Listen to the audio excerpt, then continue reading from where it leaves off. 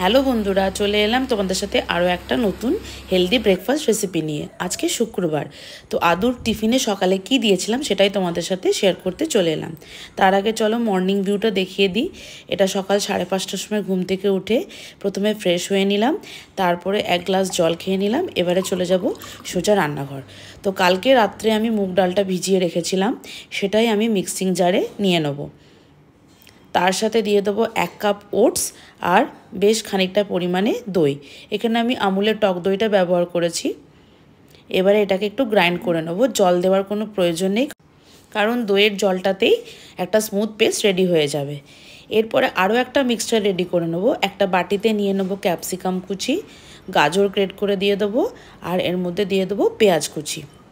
এরপরে cheese great করে দিয়ে দেবো। তো এখানে আমি আমুলের চিজটা ব্যবহার করেছি, তোমাদের কাছে যেটা অ্যাভেলেবেল থাকবে, আমুলের স্লাইস চিজ বা মজারেলা চিজ, যে কোনো চিজই এখানে ব্যবহার করতে পারো।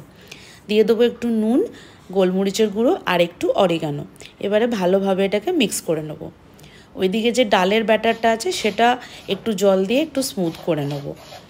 এবার নুন দিয়ে আরও আরেকবার মিক্স করে নেব। সমস্ত কিছু রেডি করে নেওয়ার পরে এবারে তাওয়াটা গরম করে নিয়ে তার মধ্যে তেল দিয়ে ব্রাশে করে ভালো করে তেলটা বুলিয়ে নেব।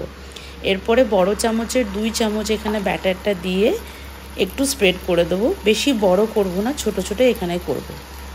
এর ওপরে দিয়ে দেবো ক্যাপসিকাম পেঁয়াজ কুচি যে মিক্সচারটা রেডি করেছি সেটা। পাশে একটু জায়গা ছিল, তাই জন্য আরও একটা দিয়ে দিলাম। এরপরে এই সাইডটা কুক হয়ে গেলে উল্টো পিঠটা দিয়ে দেবো কুক হতে। দেখো তোমাদের উল্টে দেখাচ্ছি, উল্টো পিঠটা ভালোভাবে কুক হয়ে গেছে, চিজটা এখানে ব্রাউন হয়ে গেছে। তো রেডি হয়ে গেল আমার মুগ ডালের মিনি উত্তাপাম। রেসিপিটা কেমন লাগলো তোমরা অবশ্যই জানিও। এবারে চলো আদুর টিফিন বক্সটা প্যাক করে দিই।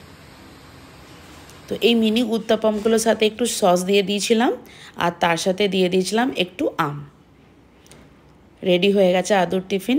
কেমন লাগলো জানিও। Tata, thank you.